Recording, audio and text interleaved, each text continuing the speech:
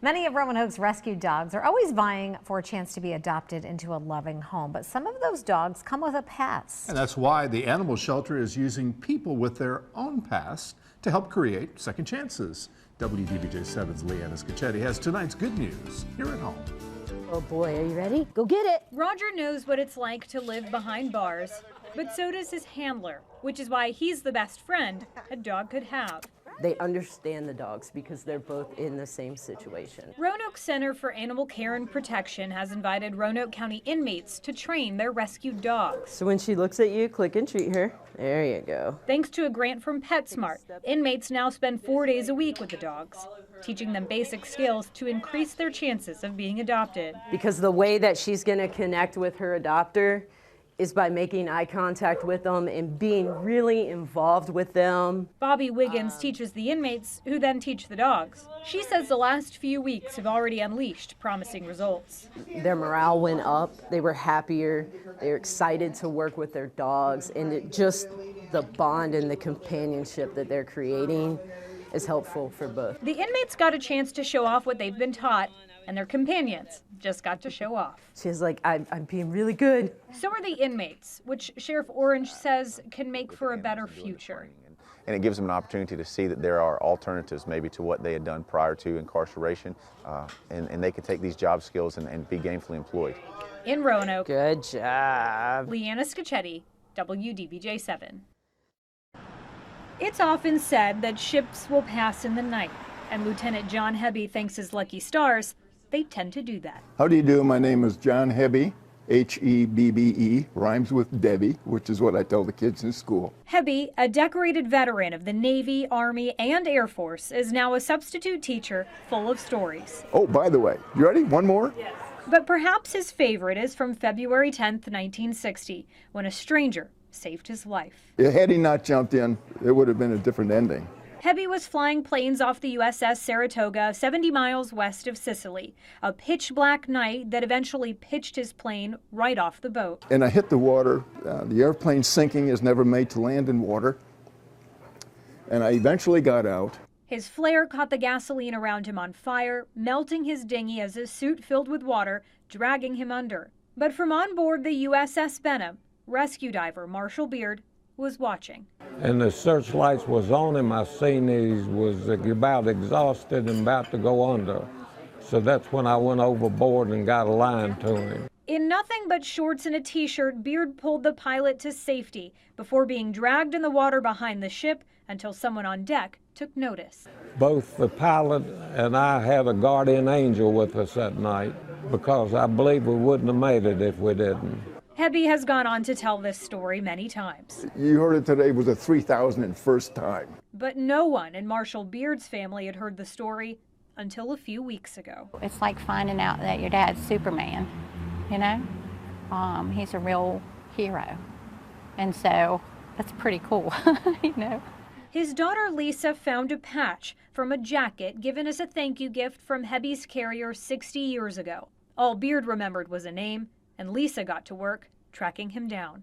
And I says, is this the Lieutenant Hebby that I took a midnight swim with in the Mediterranean?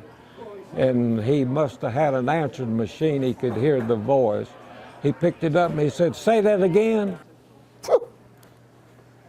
Hi, this is John Hebby. This is the guy you jumped in and saved. For Hebby, the few hours distance between them was nothing on a lifetime of memories. And so, for the first time in 60 years, oh, it is. The pilot and the diver meet again under far better circumstances. It's about time you got here. It's been 60 years. You look better than the last time I seen you. How are you, my friend?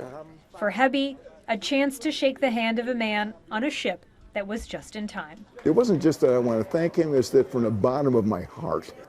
He's been the door to the rest of my life. And for Beard, a chance to be grateful that ships sometimes pass each other once again. Probably was destiny that it was supposed to happen. I'm going to remember this day the rest of my life, as long as I have left.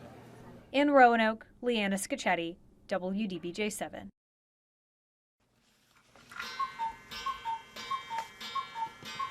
For Robert, or Bob Kinsey, Article end up. time is a funny thing. I got so much junk. For this 94-year-old, These are all pictures of during construction. time has changed his world a great deal. How do you want to begin? But there's one piece of his history that shines as brightly today as it did 70 years ago. Well, you certainly can take a little sense of pride in things that you did, that you took pride in when you did it. His are the hands that helped make Roanoke's world-famous illuminated star lit for the first time November 23rd, 1949. Basically, he's the origin of it all. Kinsey's father, Roy Kinsey of the Kinsey Sign Company, was given a mission by the Roanoke Merchants Association's Christmas Street Decorations Committee. Build a giant bright star on Mill Mountain and do it in less than 3 months.